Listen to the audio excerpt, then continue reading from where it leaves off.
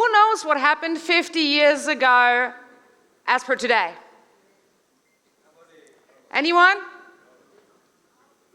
It was an amazing day. This day made history. 50 years ago, the vessel that carried the first people walking on the moon, Apollo 11, returned to Earth. Does anyone remember? Really? Oh! In fact, actually, those astronauts had to go through Honolulu customs, and they declared some moon dust, moonstones. They followed the rules. Now, who remembers who were those 3 astronauts? Any guesses? Not you. Neil Armstrong? Yes. And Michael Collins. Neil Armstrong, Michael Collins, and Buzz Aldrin.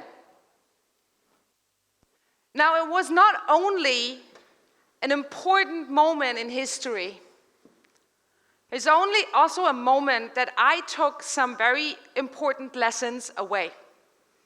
I'd like to share those 2 lessons with you. Lesson number 1, innovation is an art. The impossible is only impossible until someone makes it possible. 60 years ago, the Soviet Union sent the first object to the moon.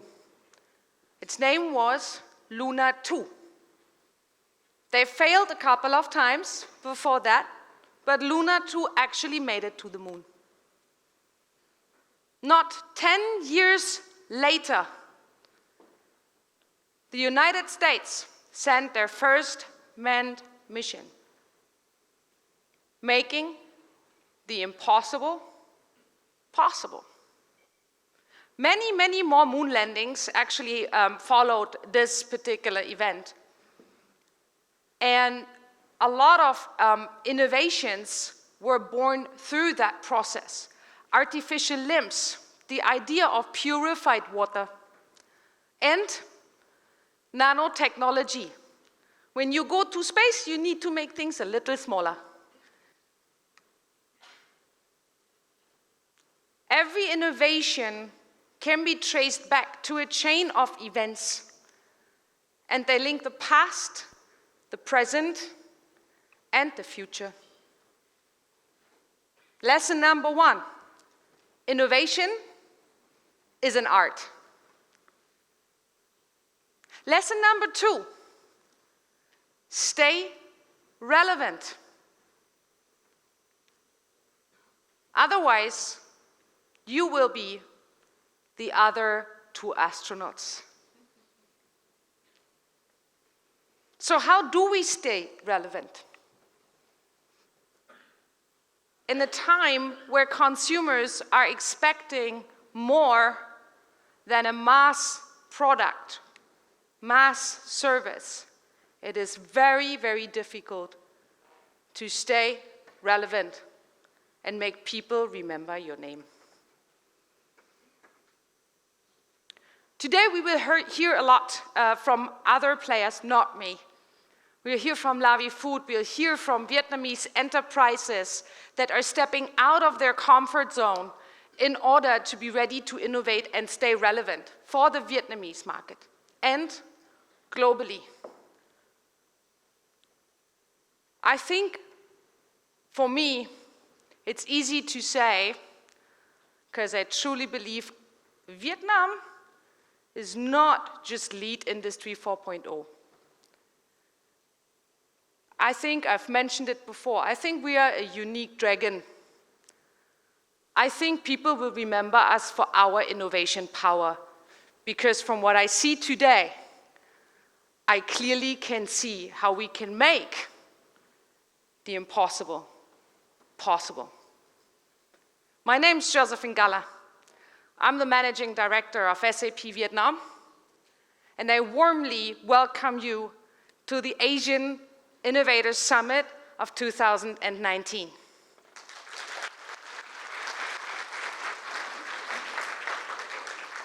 Thank you. Now, Henry Ford once said, you can pick any color for your car, as long as it's black. In those days, actually, the demand was so much higher than the supply. So producers of products and services kind of dominated the market. Now we know it as a monopoly. And the consumer had to succumb to the power of those producers. They had to buy the available product at the available quality, the given price, and quantity. No regard for the needs of the individual. Fast forward, 2019. The tables have turned. A force has risen. A force that has the power to decide whether your business is going to be a success or not. This force is the connected and informed consumer. Consumers do not buy products anymore. They buy experience. They expect a very, very different engagement than 25 years ago. They want customized products, customized and tailored services. And worse, they talk about us on every social media platform that they can find. And they are not shy. They talk about all the bad things that they encounter. They only talk a little about the good things. Who remembers the last negative post about their own company on Facebook? I do. Not so many positive comments that I do remember.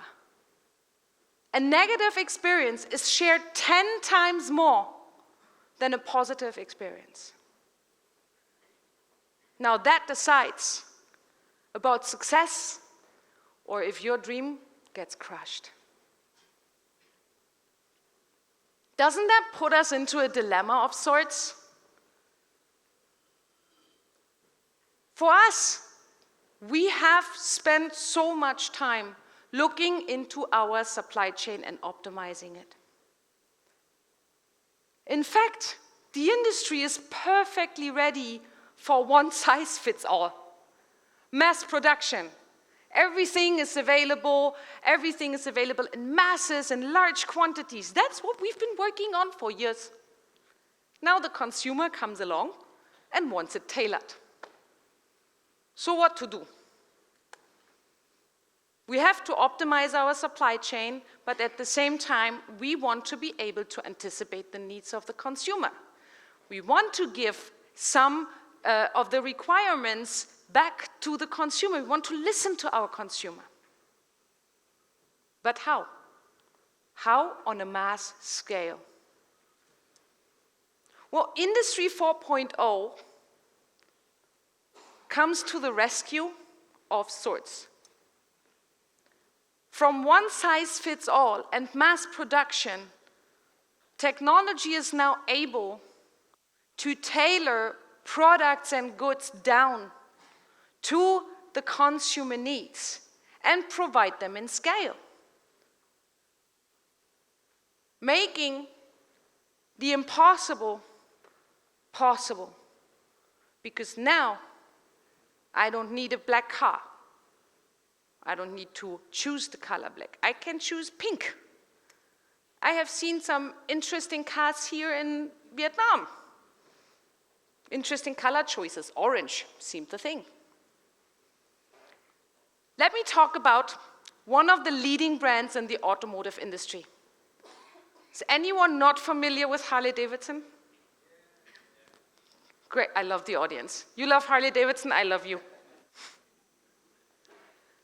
Harley Davidson had so many insufficiencies in their supply chain that from order to delivery, there was a timeline of 21 days if you wanted to tailor it. Actually, I believe this is a very positive statement. I've heard about cases where in Singapore it took 6 months. Adopting technology helped Harley Davidson to reduce the pure production time to 6 hours. 6 hours to produce a motorcycle of that kind. Whoever has seen a Road King in life or a Fat Boy and has tried to tailor it down knows how much customization goes on there and how much time this takes on the computer itself if you do it. Now, 6 hours, less than a day, can you imagine how much you shorten your delivery time? And how many more consumers you can actually serve with that time? In fact, they even saved cost 7%. And they increased their net margin by 19. If that isn't a positive ROI on adopting technology, I don't know what is. Now, as I've mentioned before, for years, we've actually spent a lot of time on that side of our enterprise. If you think about it, we spent a lot of time on optimizing our supply chain, our spending, strategic sourcing. We automated our HR. Many requests didn't need to be individualized. They could just be done through an automated process. And we put all of that together in an intelligent suite. That was very helpful. We saved a lot of process cost. Now, if we are already looking at customer, we probably had a customer care department. Now, what did this customer care department usually do? Did they ask, how did we do? Or did they ask, excuse me, sir, can I have your name, your email address, your phone number so we can call you later? That is as far as customer care went. If you had a problem, you had to actually call them. Does anyone remember tech support? Hours of hours. Printer's not working. Times have changed. We're talking about an experience economy now. And experience does not stop at customer.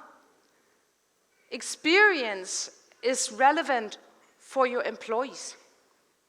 If one of your employees takes 5 hours to apply for vacation, find out maternity benefits, or anything related to their individual employment, how much satisfaction do you think is going to be with that employee? How do you think you score? There is brand experience. Well known, we have brands like Red Bull that are trying to create an experience. They do all the extreme sports. They try to be related to something specific. Traditionally, this site does not talk to this site. They never talk. Not in our company, not in your company, nowhere. It was siloed before. But we're changing the game. We're bringing together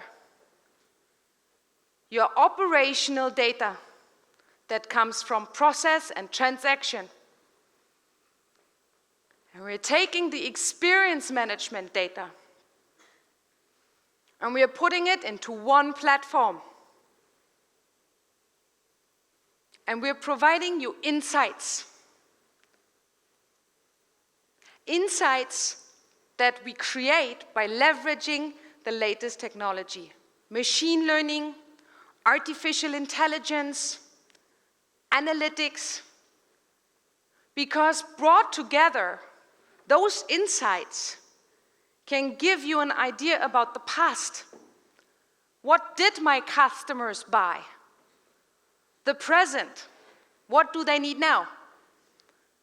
And the future, what may they buy next year? We can now anticipate needs. We don't need to uncover them. Who knew that any one of us needed an iPhone with facial recognition? Did anyone wake up in the morning and think, oh, a phone with facial recognition would be great? We didn't. Apple did. And I'm pretty sure 50% of us are actually in possession of an iPhone X because we found it valuable to us, but we didn't know. So brought together, we will become, the data brought together, we will become an intelligent enterprise. Stay relevant by knowing the past, understanding the present, and predicting the future. Let me take you on a journey to the future.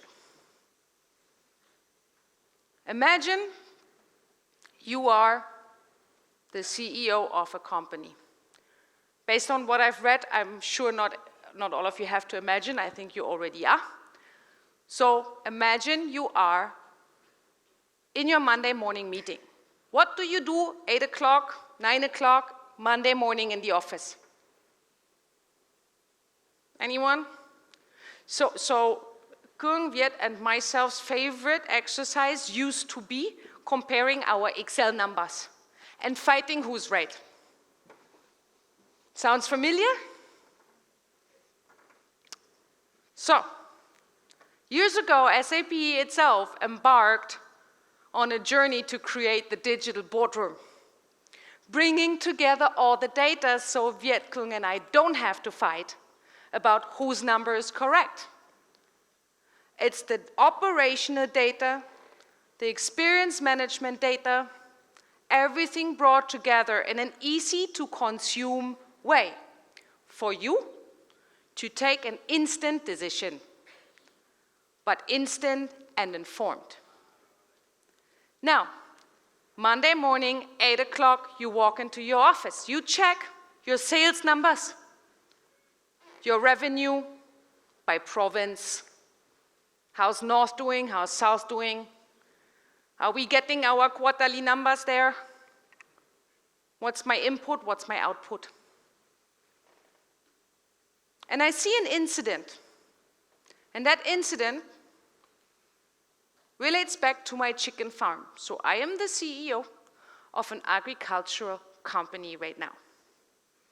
So I've checked all my numbers, but I want to know what is this incident about. And I'm being informed that last night, our system has picked up symptoms of bronchitis or Newcastle, which I heard is a little bit more common in chicken farms. Now, the system automatically, so we have fed the system some data, historical data, and we made the system compare through an audio device, microphone, and CCTV, compare patterns. And the system picked up that, hey, this pattern last night looks exactly like bronchitis. We still need a human intervention, don't we? So the system automatically informed the vet. The vet walked over, found the chicken, isolated the chicken, and he probably saved us millions of dollars. Because if bronchitis breaks out, and you are a small or medium-sized chicken farm, you're losing about 1 million chickens of livestock. Times $10, you do the math. We were able to isolate the infected chicken, prevent the outbreak. Maybe we lost 20%. All that automated. I didn't even have to go to my farm. Now that I'm sure that my chicken farm is not in any financial danger anymore or is exposed to any health risks, I can focus on what I want to do next. I've been looking at other businesses recently, and I feel strongly about pineapple. In fact, I feel strongly about pineapple smoothies. But because I want to serve my customers much better and I want to answer to their needs, I'm taking experience management data and I look at it and I find out my target audience wants to buy smoothies from a sustainably conscious company. They want to know, where does the pineapple come from? Does the farmer get the money? Will I fall sick? Is the food safe? With our blockchain track and trace technology, that is actually possible. We can upload all the evidence, all the proof into the blockchain, and we can prove that this pineapple comes from a farmer in the Philippines. We import it. We know how long does it take from the Philippines all the way here to Vietnam. How long does it take to process the pineapple? Then we put the product, the smoothie itself, into a biodegradable vessel, and we sell it to the market. Not the future. It actually has been done already. Why don't we take a look at Bumblebee?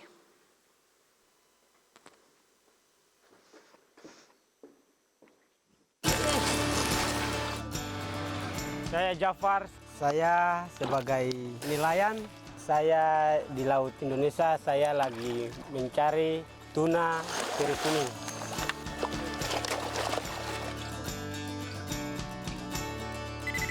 The scanner is the first step in capturing information about how and where the fish are caught. That info enters a secure blockchain. You can prove that your fish come from the right source. Here in this independent laboratory, we test the food safety. The data generated in this laboratory is fed up to the blockchain. It is then available to the premier restaurants and retailers in the United States. I take the responsibility very personally. I never want someone to get sick.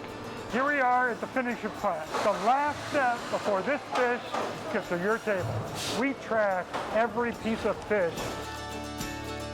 Share that with the people who will end up eating this fish. We have our first look at the new blockchain analytics for the supplier. It pulls up the amount of fish he's caught on every day, how much they weighed, and how much was fair trade. That's a lot of data. This is connected to the SAP blockchain, so only specific suppliers will give access to their specific data. Saya bisa membagikan pekerjaan saya kepada dunia.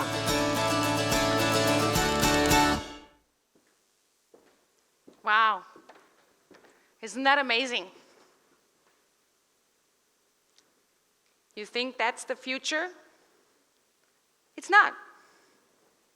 Actually, everything that I've talked about today is already here. In fact, it's right there next door.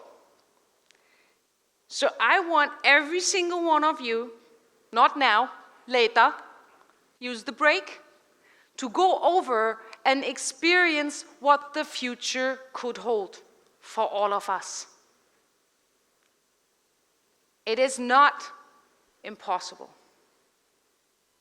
Bumblebee made the impossible possible, ensuring food safety and ensuring that the fisherman has an income. The Asian Innovators Summit has started now, and I hope I have set the tone for the day for you to share your experience, to gain insights from innovators themselves that we will see here on stage, I hope you will get inspired. And I really wish you a very pleasant experience. And I want to thank you for investing your time into us and into this event. Thank you very much.